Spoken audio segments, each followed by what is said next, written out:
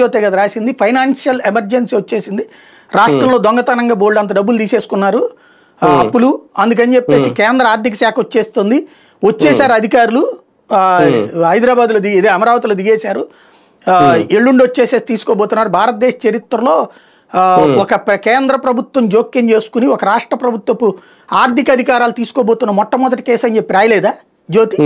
అంతకంటే నీచమైన జర్నలిజం ఎవడన్నా చేశాడా? అట్లాంటి దిక్కుమాలిన ఇవి సోషల్ మీడియాలో వీళ్ళు పోస్టులు చేయలేదా? 14.5 లక్షల కోట్ల అప్పులు ఎవడు చెప్పింది? మరి వాళ్ళ రోజున కేంద్ర ప్రభుత్వం 6 లక్షలు 7 లక్షలకు మించి లేదని ఎందుకు చెప్తోంది? ఆర్బీఐ ఎందుకు చెప్తోంది? వీళ్ళే 10 లక్షలను ఎందుకు తగ్గిచ్చేశారు? అర్జెంట్గా 4.5 లక్షల డిస్కౌంట్ ఎందుకు ఇచ్చేశారు? మరి ఇవన్నీ దుష్ప్రచారాలు ఎవరు చేసినట్టు? ఇక్కడ దొంగ అంటున్నట్టుంది ఎవరు, అంత మించి.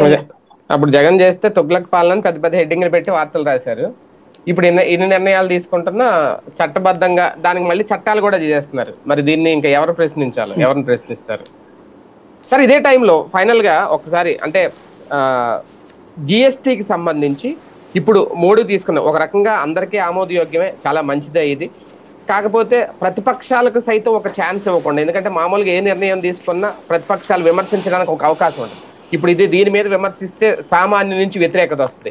ఓకే, బీహార్ ఎన్నికలు జరుగుతున్న నేపథ్యంలోనూ ఎన్నికలకు ముందు తీసుకున్న నిర్ణయం ఇంకోటో ఈ తరహా ప్రచారం చేసుకోవచ్చు. కానీ ఎంతవరకు ఒక బ్రహ్మాస్త్రం అవుతుంది ఇది మోడీకి రేపొద్దున్న జిఎస్టీ విషయంలో? బేసిక్గా ఒకటి, మోడీకి కాంగ్రెస్కున్న ఒక పెద్ద తేడా ఏంటంటే, వాళ్ళు ఆర్థికవేత్తలు అనే విదేశీ తొత్తులు చెప్పే మాటలు విని చేసుకొచ్చేవాళ్ళు. వీళ్ళు